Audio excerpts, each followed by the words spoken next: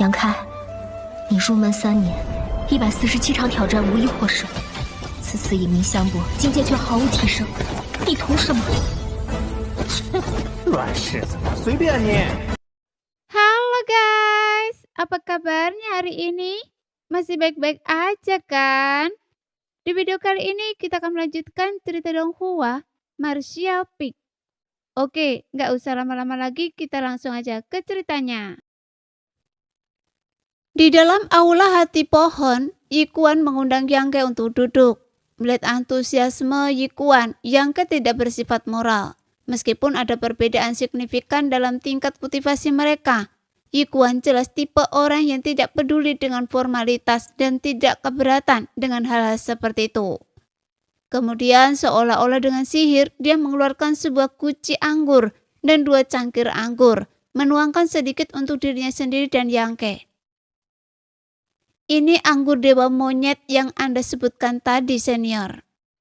Mata Yangke berbinar, dia menarik nafas dalam-dalam dan segera merasakan aroma yang luar biasa tercium ke arahnya. Aroma anggur itu tampaknya memiliki efek yang besar pada jiwa. Aroma itu meresap ke dalam tubuhnya, membuatnya merasa sangat nyaman. Tepat sekali. Yikuan tersenyum tipis, lalu mengambil cangkir di depannya dan menyesapnya, berkata dengan bangga. Meskipun produk yang dihasilkan di sini sama sekali berbeda dari yang ada di pihak Anda, mereka memiliki karakteristik uniknya sendiri. Anggur dewa monyet ini diseduh oleh klan monyet roh dari gunung iblis surgawi saya dengan banyak usaha dan waktu dan sangat bermanfaat bagi jiwa. Cangkirnya belum penuh, senior. Yangke menatap Yikuan dengan agak malu sambil menunjuk cangkir anggur di depannya. Karena ketika Yikuan menuangkan anggur, dia hanya memberinya setengah cangkir. Yikuan tertawa dan menatap Yangke, kemudian berkata, "Sebaiknya Anda minum setengah cangkir ini dulu. Jika Anda bisa minum lebih banyak, saya pasti tidak akan pelit." Mendengar perkataannya, Yangke langsung mengerti bahwa anggur dewa monyet ini mungkin cukup kuat dan bukan sesuatu yang bisa diminum oleh seorang pendekar bela diri biasa. Menurut Yikuan, dengan kultivasinya di tingkat ketiga alam sumber Do, dia hanya bisa minum paling banyak setengah cangkir. Memikirkan hal ini, Yangke tidak berkata apa-apa lagi, tetapi mengambil cangkir anggur di depannya dan perlahan meminumnya. Anggur spiritual itu terasa manis seperti nektar saat memasuki mulut, tetapi saat ditelan terasa seperti didinginnya oleh es. Sensasi dingin menjalar dari tenggorokan ke puncak kepala Yangke tanpa disadari menyegarkannya. Begitu anggur itu masuk ke perutnya, rasa panas yang membakar menjalar ke seluruh anggota tubuh dan tulangnya. Efek anggur itu bertahan selama beberapa saat. Yangke mendesah pelan, dengan hati-hati merasakan perubahan di dalam dirinya. Dia menemukan bahwa kerusakan kecil yang diderita jiwa dan rohnya selama pertempuran sebelumnya dengan Ban King mulai terlihat sembuh dan memperbaiki diri.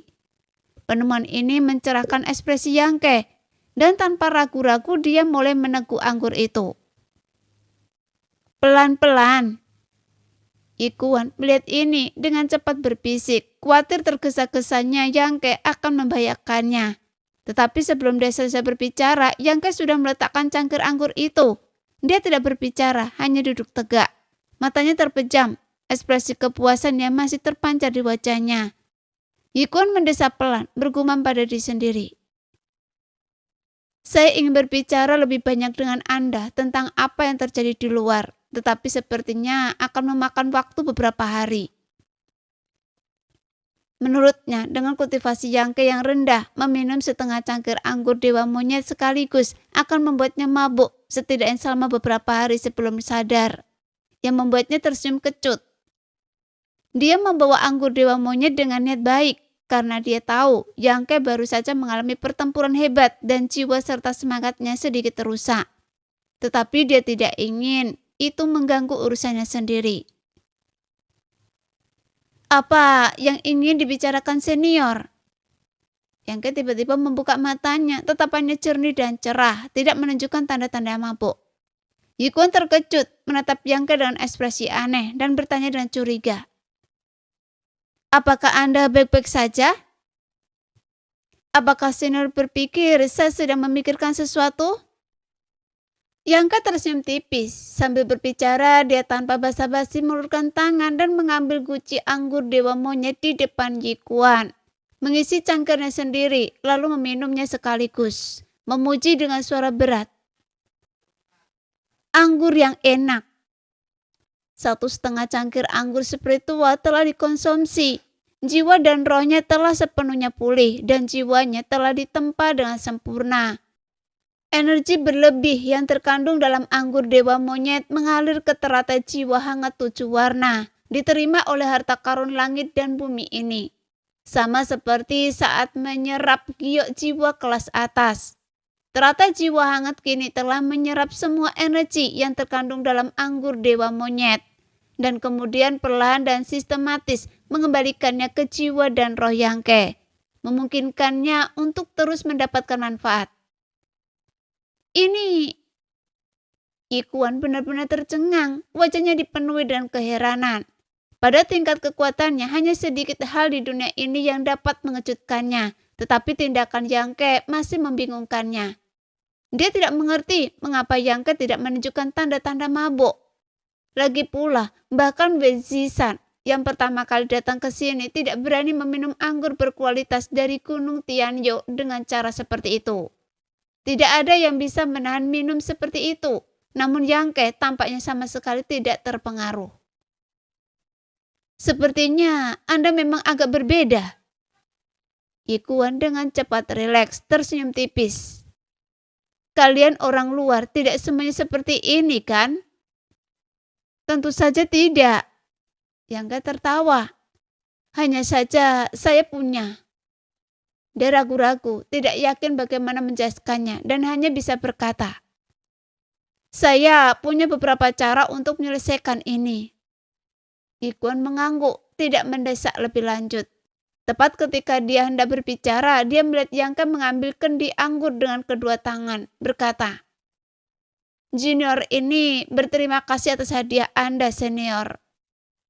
Dengan itu, dia dengan tegas dan cepat mulai meminumnya. Melihatnya minum dengan begitu lahap, bibir Yikuan berkedut tanpa sadar. Hanya dalam beberapa tegukan, Yang Ke telah menghabiskan seluruh kendi anggur dewa monyet. Tidak menyisakan setetes pun. Dia menyeka mulutnya, masih agak tidak puas dan menatap Yikuan dengan penuh harap dan bertanya, apakah masih ada anggur? Anda mau lagi? Yikuan menatapnya tajam, kemudian berkata, untuk apa Anda minum ini? Bahkan klan monyet roh hanya bisa membuat 1 kendi anggur dewa monyet setiap 100 tahun. Apa yang Anda minum sudah setara dengan hasil kerja klan selama 100 tahun. Meskipun Yikuan memiliki temperamen yang baik, dia merasa geli sekaligus kesal dengan permintaan Yang Ke yang kurang ajar. Jika dia tahu ini akan terjadi, mengapa dia mengeluarkan harta karun ini untuk menghibur Yang Ke? Saat ini, Yikuan dipenuhi penyesalan. Yang Ke terbatuk keringat, memanfaatkan sedikit mabuknya dan berkata, senior, Anda memiliki keluarga besar dan kekayaan yang melimpah. Jangan terlalu pelit. Dia hanya berani berbicara seperti ini karena dia tahu bahwa Yikuan tidak bermaksud jahat. Jika dia berbicara seperti ini ketika kultivator alam kaisar lainnya, dia mungkin akan mendapat masalah. Saya pelit. Yikuan hampir memutar matanya, tak bisa berkata-kata. Setelah berpikir sejenak, dia berkata, baiklah, tetapi jika Anda dapat memberitahu saya tentang dunia luar secara detail, saya akan memberi Anda sebotol anggur lagi. Apa salahnya? Senior akan menepati janjinya? Yang Ke segera bersemangat dan bertanya, apa yang ingin Anda dengar, senior? Apa saja? Permintaan Yikuan tidak muluk-muluk. Saat Wezisan datang terakhir kali, dia bercerita beberapa hal pada saya, tapi sayangnya dia mabuk dan mulai mengoceh tanpa henti. Itu tak tertahankan. Kalau begitu, mari kita mulai dengan Master Istana Wen. Yang Ke tersenyum tipis, batuk ringan dan bersikap seperti seorang pendongeng. Di bawah perhatian Yikuan yang seksama, dia mulai bercerita perlahan. Alam bintang sangat luas dan Yang Ke belum lama berada di sana. Dia tidak banyak tahu tentang seluruh alam bintang. Dan dia bahkan tidak mengenali ke-10 kaisar yang mulia. Namun demikian, informasi yang dimilikinya masih di luar jangkauan Yikuan. Dan karena dia tertarik pada informasi semacam ini tentang dunia luar, dia tentu saja mendengarkan dengan penuh minat. Yang Ke menceritakan semua yang dia tahu.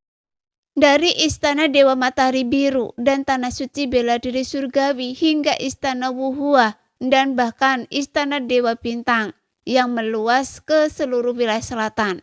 Dia menggambarkan adat dan tradisi setempat, berbagai kisah dan peristiwa aneh, alam pelatihan besar dan kecil, dan legenda kuno yang diturunkan dari mulut ke mulut. Yang Ke berbicara tanpa struktur tertentu. Pada dasarnya mengatakan apapun yang terlintas di pikirannya sesuka hatinya. Yikuan mendengarkan dengan tenang, hanya sesekali menyela untuk mengajukan beberapa pertanyaan sebelum memberi isyarat agar ia melanjutkan. Segala sesuatu di luar sana tampak mempesona dan memikat penguasa gunung iblis surgawi ini. Keajaiban tubuh fisik, misteri berbagai teknik rahasia dan harta karun ini adalah hal-hal yang tidak dapat dimiliki oleh makhluk di dunia ini. Mereka tidak akan pernah mengerti bagaimana rasanya memiliki tubuh fisik. Mereka berbicara sepanjang hari dan malam. Yang Ke tenggorokannya kering karena berbicara. Tentu saja mengambil kesempatan untuk meminta Yikuan sebotol anggur dewa monyet lagi untuk membasahi tenggorokannya. Yikuan juga mendengarkan dengan seksama, terpikat oleh berbagai informasi dan pengetahuan yang belum pernah ia temui sebelumnya. Dunia perjalanan ilahi tidak terlalu besar. Dunia luar tidak diragukan lagi jauh lebih menarik. Terlebih lagi, Yikuan sudah menjadi ahli yang kuat di tingkat ketiga alam kaisar. Di luar itu terdapat tingkat kaisar agung. Ketinggian ini tidak dapat dicapai melalui kultivasi yang berat. Itu membutuhkan pemahaman dan kesempatan. Di jalan menuju kemajuan, segala sesuatu yang dilihat dan didengar dapat menjadi katalis. Meskipun kesempatan yang dibutuhkan Yikuan tidak ada di dunia perjalanan ilahi, kesempatan itu mungkin ada di dunia luar. Karena itu, ia sangat ingin menjelajah dan melihat apakah ia dapat menemukan jalannya untuk menjadi kaisar agung di alam yang belum dipetakan itu.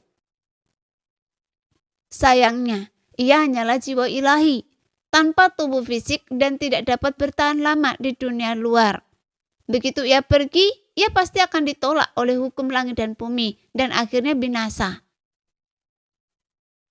Ketika Wen Zishan datang ke sini terakhir kali, dia mengatakan kepada saya bahwa jika Anda dapat menciptakan tubuh yang dapat menyatu sempurna dengan jiwa ilahi saya mungkin memiliki kesempatan untuk melarikan diri dari penjara ini. Seberapa banyak yang Anda ketahui tentang ini?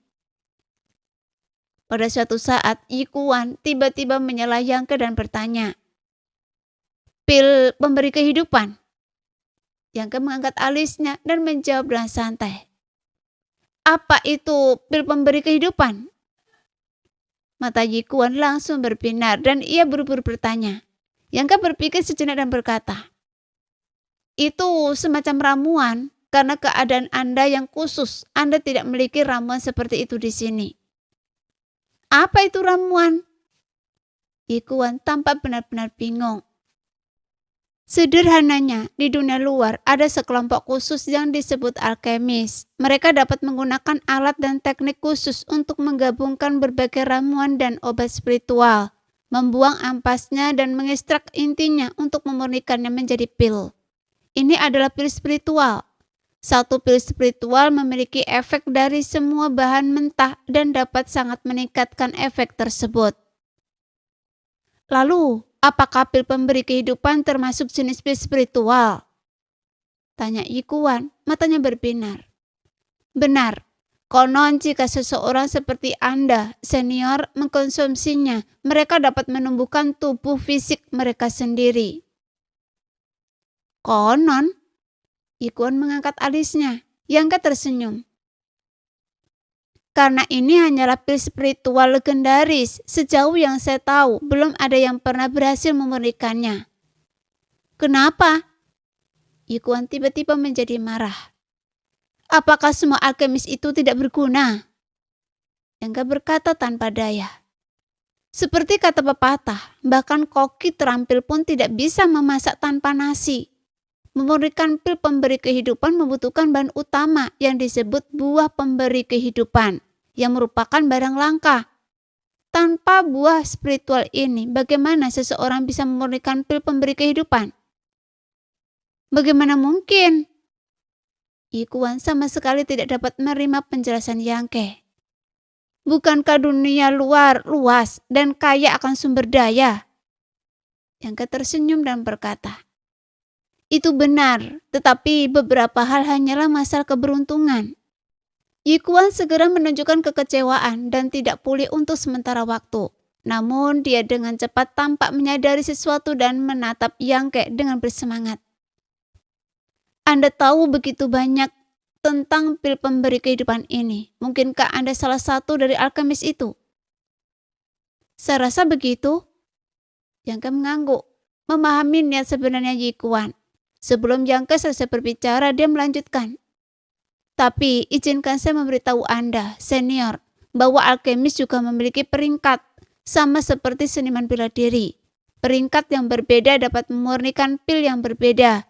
Pil pemberi kehidupan adalah pil tingkat kaisar, membutuhkan alkemis tingkat kaisar untuk memurnikannya. Dan saya saat ini hanyalah alkemis tingkat sumber do. Lalu kenapa? Yikuan membantah dengan tajam. Saya mengamati bahwa Anda sudah cukup mahir di usia muda. Dengan sedikit waktu, Anda mungkin memiliki kesempatan untuk mencapai tingkat kaisar. Ketika saat itu tiba, bagaimana kalau Anda memurnikan pil pemberi kehidupan itu untuk saya? Yangke tersenyum masam berkata, tapi saya membutuhkan bahannya. Carilah, kata Yikuan dengan tegas.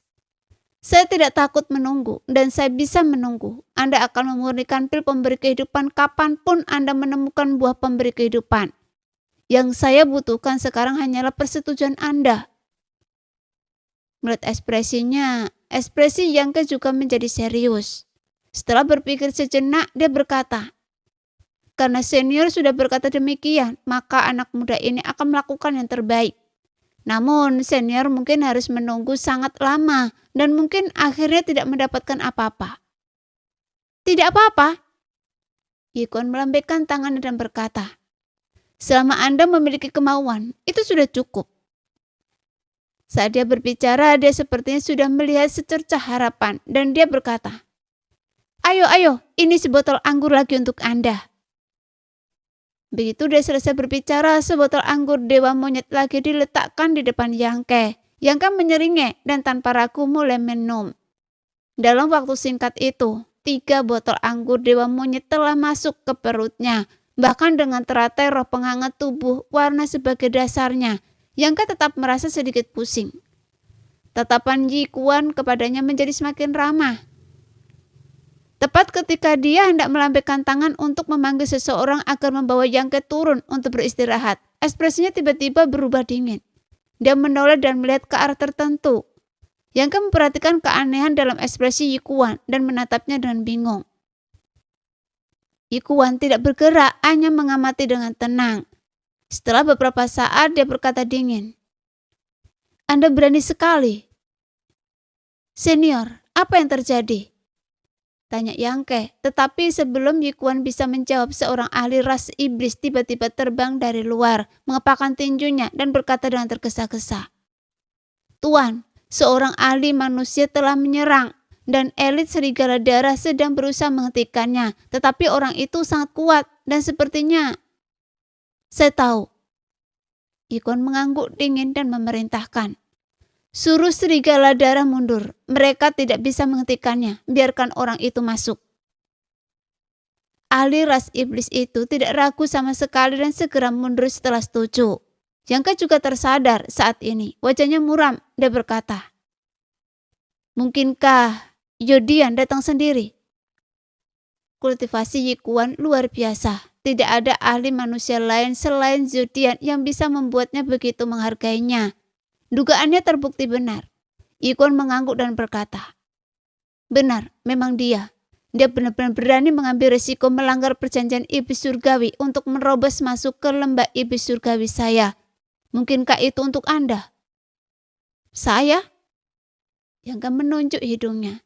Dia sekarang sudah cukup sadar dan terkekeh. Itu tidak mungkin. Saya baru tiba di sini belasan hari yang lalu. Sebelum itu, saya bahkan tidak tahu siapa Judian. Mengapa dia datang untuk saya? Saya juga tidak tahu. Tapi saat Yikuan berbicara, sosoknya tiba-tiba bergoyang dan dia muncul di depan Yangke, menepuk baunya. Ekspresi Yangke sedikit terkejut, tetapi dia tahu bahwa Yikuan tidak akan menyakitinya, jadi dia tidak melawan. Sebuah kekuatan lembut masuk dari bahunya dan mengalir melalui anggota tubuhnya. Setelah beberapa saat, ekspresi Yikuan berubah menjadi jelek. Seperti yang diharapkan, seseorang telah mengutak-atiknya. Itu adalah kelalaian saya. Saat dia mengatakan ini, kekuatan di tangan Yikuan tiba-tiba meningkat. Pada saat yang sama, Yangke mengerang. Tetapi dia jelas mendengar suara aneh yang berasal dari dalam tubuhnya. Segera setelah itu, seluruh tubuhnya terasa lebih ringan tanpa alasan yang jelas, seolah-olah dia telah terbebas dari belenggu. Putra saya memberitahu saya bahwa Anda bertemu Ban King dan menggunakan beberapa metode untuk membunuhnya. Ban King terampil dalam menyelinap dan membunuh dan juga mahir dalam melacak. Ketika dia bertarung dengan Anda, dia sepertinya telah menanamkan tanda pada Anda. Dan Zodian mengejar tanda itu. Ekspresi Yangke menjadi gelap setelah mendengar ini. Dia sebelumnya curiga bahwa Ban King telah memanipulasinya. Tetapi dengan kekuatannya, dia tidak dapat mendeteksinya. Sekarang tampaknya kemampuan para ahli bela diri itu untuk melacaknya memang bukan kebetulan. Namun dilihat dari apa yang baru saja dikatakan Yikuan, tampaknya dia sudah mengetahui beberapa rahasianya, tetapi hanya menyembunyikannya. Maaf, telah merepotkan Anda senior. Kata Yangke meminta maaf. Yikuan melambaikan tangannya dan berkata, Anda tidak perlu bersikap seperti itu. Anda adalah penyelamat putra saya, jadi saya harus memperlakukan Anda dengan baik. Adapun Yodian, dia benar-benar sombong dan tidak sopan. Setelah mengatakan itu, dia melanjutkan. Mengenai metode yang Anda tunjukkan saat membunuh Ban King, saya hanya bisa memberitahu Anda. Apapun yang Anda lakukan, jangan tinggalkan serangga-serangga itu di sini. Jika Anda memiliki kesempatan untuk memasuki tempat ini lagi, jangan bawa mereka masuk sampai Anda benar-benar bisa mengendalikan mereka. Tempat ini hampir hancur karena serangga-serangga ini. Yangke berseru kaget. Ada serangga pemakan jiwa di sini juga. Anda menyebutnya serangga pemakan jiwa? Wajah Yikuan menunjukkan ketakutan. Apapun namanya, itu adalah musuh dunia ini. Serangga yang Anda miliki sekarang tidak terlalu kuat, jadi saya bisa sedikit menekan mereka untuk Anda sebelumnya. Tetapi itu hanya penekanan. Jika mereka benar-benar tumbuh, bahkan saya akan menjadi makanan mereka. Saya mengerti senior. Yangke mengangguk dengan sungguh-sungguh. Ingat itu. Yikuan memberi instruksi dengan sungguh-sungguh. Yikuan! Tiba-tiba suara yang mengakakkan telinga terdengar dari luar. Suara itu sebenarnya tidak keras, tetapi sangat kuat. Seperti guntur yang teredam memekakkan telinga. Gelombang suara itu menimbulkan badai, menyapu dan mencapai telinga setiap iblis di lembah iblis surgawi. Mereka yang memiliki kekuatan lebih lemah merasakan sakit yang tajam di tengah mereka, bahkan sampai berdarah. Yikuan tiba-tiba menoleh menatap marah ke sumber suara itu. Dia menyalurkan kekuatan ilahi tertingginya ke dalam suaranya, mengubahnya menjadi serangan tak terlihat yang menyerang ke arah itu. Zodian, siapa yang memberi Anda keberanian untuk berteriak seperti itu di lembah iblis surgawi saya? Saat suara itu keluar, tawa Zodian menyusul. Tawa itu awalnya damai, tetapi seiring dengan fluktuasi emosi Zodian, tawa itu secara bertahap menjadi histeris dan akhirnya gila. Tiba-tiba serangkaian suara ledakan menembus kehampaan di luar, menyebabkan seluruh dunia bergetar. Yangke berdiri di sana, wajahnya muram, merasakan jiwa dan rohnya sangat tidak stabil. Cahaya di tubuhnya berkedip-kedip tak menentu. Karena terkejut, dia segera mengaktifkan kekuatannya untuk melindungi diri sendiri, dan baru kemudian merasa sedikit lebih baik.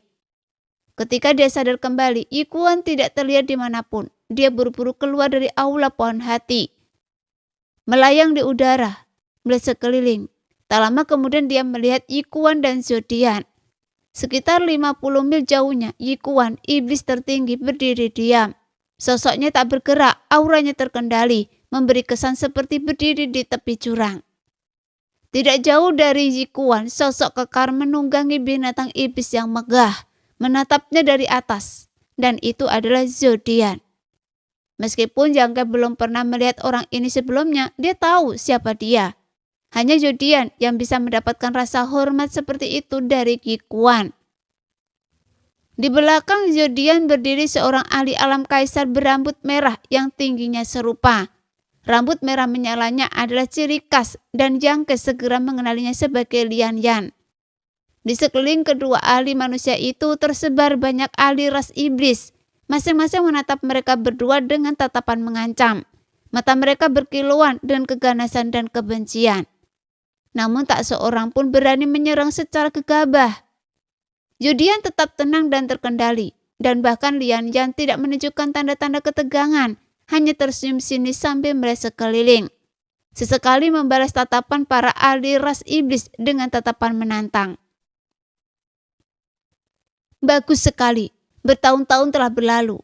Yikuan, Anda tetap mengesankan seperti biasanya, yang sangat menyenangkan jenderal ini. Zodian berbicara lebih dulu, tersenyum, seolah-olah orang yang berdiri di hadapannya bukanlah musuh bebuyutan, melainkan teman lama yang telah lama hilang. Yikuan mencibir. Saya masih sama seperti dulu. Saya hanya ingin tahu, Zodian, apakah luka Anda sudah sembuh? Mendengar ini, senyum Zodian langsung lenyap dan hawa dingin yang menusuk turun dari langit, seolah membekukan segala sesuatu di dunia.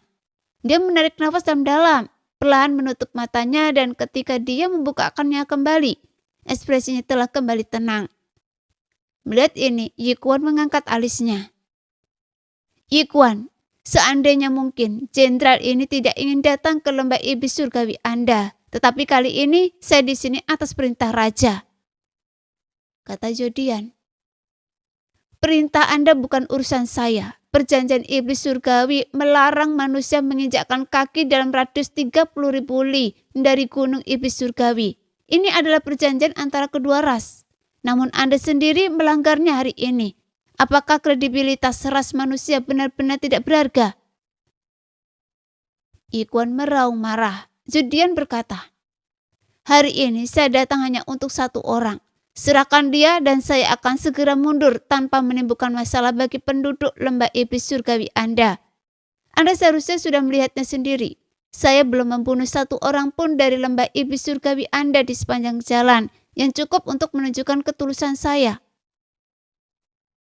Lembah iblis surgawi bukanlah tempat yang bisa Anda datangi dan pergi sesuka hati Anda. Yikuan mengangkat alisnya. Saya tahu siapa yang kalian cari, tapi dia tamu kehormatan saya. Jika Anda ingin membawanya pergi, tanyakan pada saya apakah saya mengizinkannya. Tamu kehormatan? Zodian mengangkat alisnya mendengar ini, menatap Yikuan dan ekspresi mengejek. Anda bercanda? Dia mengira Yikuan hanya berbicara santai. Lagi pula bahkan dari jarak 50 mil dia dapat dengan jelas melihat sosok Jangke dan mengetahui tingkat kultivasinya. Kelebihan apa yang dimiliki bocah manusia seperti itu sehingga menjadi tamu kehormatan Yikuan? Saya tidak punya mood untuk bercanda. Yikuan mendengus dingin. Keluar dari lembah iblis surgawi saya sekarang juga, atau jangan salahkan saya jika saya tidak sopan. Sepertinya orang ini Anda tidak berencana untuk menyerahkannya. Tatapan Zodian sedikit gelap saat dia menatap Yikuan dengan dingin. Yikuan mendengus dingin, tidak mengatakan apa-apa lagi dan perlahan melepaskan kekuatannya. Pada titik ini kedua tokoh kuat itu tahu bahwa kata-katanya tidak berguna. Hanya tindakan yang dapat mengungkapkan kekuatan sebenarnya. Segala sesuatu di dunia tampak membeku pada saat itu. Tatapan kedua kaisar yang mulia tingkat 3 bertemu. Percikan api berterbangan ke kehampaan. Melihat situasinya genting, bangsa iblis kuat berhamburan ke segala arah, tanpa menoleh ke belakang. Lian Yan melakukan hal yang sama, berubah menjadi seberkas cahaya merah dan langsung mundur puluhan mil jauhnya. Niat pertempuran yang luar biasa memenuhi udara. Kekuatan kekaisaran yang menakutkan turun. Ruang angkasa bergetar dan puing-puing di tanah perlahan naik ke permukaan. Bahkan dari jarak 50 mil, Yang Ke masih merasakan hawa dingin menjalari tubuhnya. Jika dia tidak tanpa daging dan darah, dia mungkin bahkan tidak akan bisa bernafas. Dalam sekejap, Yuan Fei dan Bai Lu, dua iblis kuat, muncul di kedua sisi Yang Ke, mengangguk sedikit padanya. Keduanya tidak lagi menyimpan permusuhan dan penolakan mereka sebelumnya. Tujuan mereka datang hanyalah untuk melindungi Yang Ke. "Di mana Zili?" tanya Yang Ke. "Tuan muda telah ditempatkan di tempat yang aman," jawab Bai Lu lembut. "Tuan muda Yang tidak perlu khawatir." Bahkan cara dia memanggil Yang Ke telah berubah, jelas karena Yi Kuan sebelumnya memanggilnya sebagai tamu kehormatan. Yang Ke mengangguk sedikit, memfokuskan energinya pada matanya saat dia menatap ke kejauhan. Ini adalah pertempuran antara para ahli tingkat ketiga alam kaisar. Mengamati sebagian kecil saja dari itu akan sangat bermanfaat baginya, jadi dia tidak ingin melewatkan tontonan seperti itu. Tepat saat itu Zodian bergerak.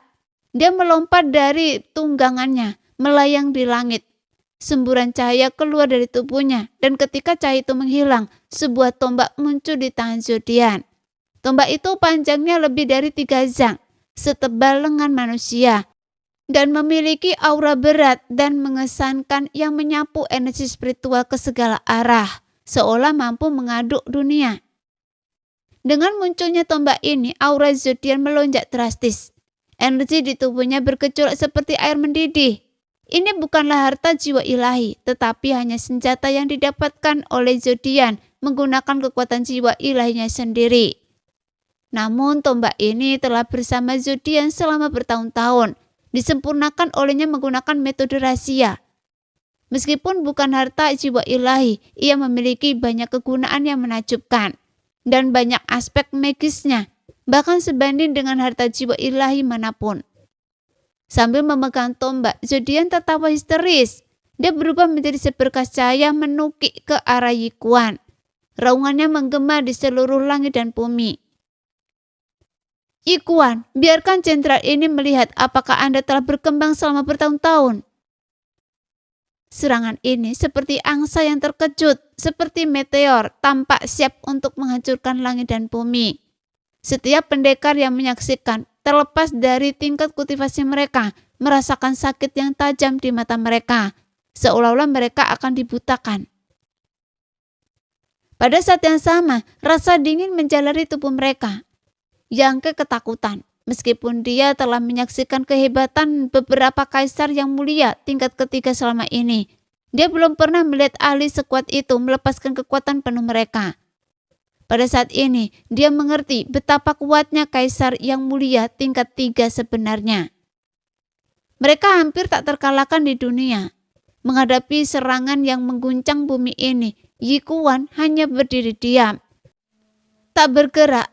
Matanya menatap dengan jijik ke arah pemandang di depannya, seolah-olah dia sama sekali tidak menganggap Zodian serius. Tiba-tiba pilar energi tebal dan terlihat jelas melesat keluar dari tombak, berubah menjadi bentuk naga, meraung dan menerjang Yi Kuan dengan taring dan cakar yang terbuka. "Sepertinya," kata Yi Kuan dengan tenang, "Anda sudah melupakan rasa sakit dari pertempuran 2000 tahun yang lalu, kan?" Dengan itu Yi Kuan menjentikkan jarinya. Sebuah serangan ramping seperti lalat terbang keluar bertemu dengan energi berbentuk naga. Perbedaan antara keduanya tampak tak terukur, memberikan kesan seperti semut yang mencoba mengguncang pohon. Namun ketika serangan seperti lalat itu bertemu dengan naga, ia meledak dengan cahaya yang menyilaukan. Begitu terang sehingga mengaburkan segala sesuatu di dunia dan melahap naga itu. Naga itu meraung berulang kali dan ekspresi Zodian berubah drastis. Yi Kuan menghilang dari tempat itu. Dentingan lembut berdengar dan ketika semua orang tersadar, mereka ngeri mendapati Yikuan telah mendekati Zodian, mengguncangkan pedang panjang yang menembus gagang tombak Zodian, menimbulkan percikan api. Zodian menatap pedang panjang itu, wajahnya tanpa ekspresi. 2000 tahun yang lalu, ketika ia bertarung melawan Yikuan, Yikuan tidak menggunakan senjata seperti itu. Dan pedang panjang ini tampaknya sama sekali tidak terbentuk dari kekuatan jiwa ilahi. Ia tidak tahu harta karun macam apa itu, namun kebingungannya hanya sesaat. Dalam pertempuran antara para ahli tingkat ini, keraguan atau kebimbangan apapun dapat merenggut nyawa mereka. Jadi Zodian dengan cepat mendapatkan kembali ketenangannya. Tombaknya bergetar saat ia memaksa Yikuan mundur. Pada saat yang sama, gelombang kekuatan jiwa ilahi murni meletus, memborbader Yikuan. Tidak jelas teknik jiwa ilahi indah macam apa yang telah ia gunakan. Ekspresi Yikuan tampak serius. Kekuatan jiwa ilahnya sendiri juga melonjak, menetralisirnya dengan teknik jiwa ilahi. Keduanya adalah kultivator kuat di tingkat ketiga alam kaisar. Meskipun ada sedikit perbedaan kekuatan, itu tidak signifikan. Oleh karena itu, meskipun hasil duel mereka tidak terlihat jelas oleh para penonton, itu tidak diragukan lagi sangat berbahaya. Seorang manusia dan seorang iblis, dendam mereka yang telah berlangsung selama 2000 tahun akhirnya berbenturan hari ini, memicu kobaran api yang menyilaukan. Saat jiwa mereka bertabrakan, cahaya yang terpancar dari keduanya berkedip liar. Tangan mereka bergerak dengan kecepatan yang tak terkurang. Dentingan pedang dan tombak yang padat terdengar saat mereka berbenturan. Pedang bergerak dengan lincah dan luwes, menusuk, menjentik, mengiris, menjerat, dan menjegat. Tombak bergerak dengan kekuatan dahsyat, menebas, mengait, memotong, membelah, dan mencincang. Kedua senjata ilahi dan kedua kultivator kuat itu tampak siap mengguncang langit dan bumi. Dalam sekejap, mereka terkunci dalam pertempuran. Sosok-sosok saling bersilangan, bergerak cepat maju mundur. Dentingan logam bergema di udara. Pedang itu dengan keagungan yang kompleks namun lentur. Bilanya berkilauan seperti bintang, melesat ke segala arah, membuat para penonton terengah-engah. Tombak senjata yang kuat dan mendominasi menerjang seperti gelombang laut, menghantam pantai dengan kekuatan yang luar biasa. Teknik rahasia, energi, dan gerakan yang indah saling berjalin untuk menciptakan tontonan yang menakjubkan dan memukau. Semua penonton terpesona. Di medan perang itu, waktu seolah bergeser dan menjadi tidak menentu. Manusia dan iblis bergerak dengan kecepatan kilat. Terkadang selambat kura-kura, terkadang secepat kilat. Kontras yang mencolok menciptakan dampak yang tak terlihat namun kuat, mengguncang jiwa setiap penonton. Akhirnya, beberapa pendekar iblis yang kuat tidak tahan lagi. Wajah mereka menjadi gelap dan mereka terhuyung mundur beberapa langkah, memegangi dada mereka seolah-olah mereka menderita semacam luka. Mereka perlahan menutup mata, tidak tahan lagi menyaksikan. Seiring waktu berlalu, semakin banyak orang yang mengikuti jejak mereka. Awalnya hanya pendekar tingkat pertama alam sumber Do yang melakukan ini. Kemudian mereka yang berada di tingkat kedua dan ketiga. Setelah beberapa saat, bahkan pendekar tingkat kaisar seperti Yuan Fei harus mengerahkan kekuatan mereka sendiri untuk mengurangi ketidaknyamanan di dalam tubuh mereka. Dan dengan paksa mempertahankan fokus mereka untuk terus menonton. Mereka tidak ingin melewatkan pertempuran spektakuler yang belum pernah terjadi sebelumnya. Dalam keadaan linglung, Yuan Fei tampak melihat sesuatu dari sudut matanya dan dengan cepat menoleh ke arah Yang Ke. Detik berikutnya, mulut Yuan Fei tiba-tiba terbuka lebar, memperlihatkan ekspresi takjub, karena ia mendapati Yang Ke menatap medan perang dengan seksama. Matanya yang jernih memantulkan sosok dua tokoh kuat yang bertarung puluhan mil jauhnya. Tampak sama sekali tidak terpengaruh. Tidak hanya itu, ia juga sesekali menunjukkan ekspresi berpikir. Pemandangan ini membuat Yuan Fei terkejut dan ia pun menyenggol Bai Lu. Apa? Bailu yang sedang serius menonton pertempuran merasa jengkel dengan gangguan Yuan Fei dan membentaknya. Tapi Yuan Fei memberi isyarat dengan dagunya. Bailu menoleh dan curiga, lalu wajahnya juga menunjukkan keheranan. Anak ini sangat aneh, bisik Yuan Fei kepada Bailu. Bahkan mereka berdua, sekuat apapun mereka, merasa agak tidak nyaman saat ini. Dan hanya bisa menonton pertempuran beberapa saat lagi sebelum mencapai batas kemampuan mereka. Namun Yang Ke, yang lebih lemah dari mereka, tampak sama sekali tidak terpengaruh. Jadi bagaimana mungkin mereka tidak khawatir? Orang yang dipilih oleh Tuan memang luar biasa. Shiro mengangguk sedikit. Tepat ketika mereka berdua berbisik, energi spiritual murni tiba-tiba terpancar dari tubuh Yang Ke, menyelimuti seluruh dirinya. Dari energi spiritual itu, pesona yang tak terlukiskan perlahan muncul. Yang Ke sendiri tampaknya mengalami semacam perubahan ajaib tanpa disadari siapapun. Kehendak Kaisar, seru Yuan Fei kaget. Dia benar-benar menyentuh kehendak Kaisar. Pada saat itu, Yuan Fei jelas merasakan sesuatu dan berteriak kaget. Bailu juga menatap Yang Ke dengan mata berbinar, dan setelah beberapa saat dia mengangguk sedikit. Memang, meskipun masih sangat dangkal, itu tidak diragukan lagi adalah kehendak Kaisar. Mungkinkah dia akan naik ke tahta Kaisar di sini? Pikiran ini segera mengejutkan Bailu. Kemajuan di dunia perjalanan ilahi bukanlah hal yang sederhana. Setiap kemajuan adalah situasi hidup dan mati dalam transformasi. Satu gerakan ceroboh dapat mengakibatkan kehancuran jiwa seseorang. Karena makhluk di sini tidak memiliki tubuh daging dan darah dan tidak dapat mengandalkan kekuatan daging dan darah untuk menahan pembatisan energi langit dan bumi. Yang mereka andalkan hanyalah jiwa ilahi mereka sendiri, yang tentu saja jauh lebih sulit daripada kemajuan para seniman bela diri di luar sana. Saat ini Yikuan masih bertarung. Jika sesuatu terjadi pada Yang Ke karena kemajuannya, mereka tidak akan bisa menjelaskannya kepada Yikuan. Untuk sesaat, Bailu tidak bisa menahan rasa khawatir. Dia telah terlalu banyak berpikir. Yang Ke bukanlah makhluk yang berkelana di dunia ilahi. Meskipun dia memasuki tempat ini sebagai jiwa ilahi, dia masih memiliki tubuh fisik. Meskipun dia dipengaruhi oleh pertempuran antara dua tokoh kuat dan menyentuh beberapa niat kekaisaran. Sebelum kekuatan fisiknya mencapai tingkat tertentu, bahkan jika dia bisa menembus ke tingkat yang sebanding dengan ahli alam kaisar, dia tidak akan benar-benar mencapai tingkat itu. Nah, sekian dulu cerita kali ini. Kita lanjut lain hari ya guys ya. Bye-bye.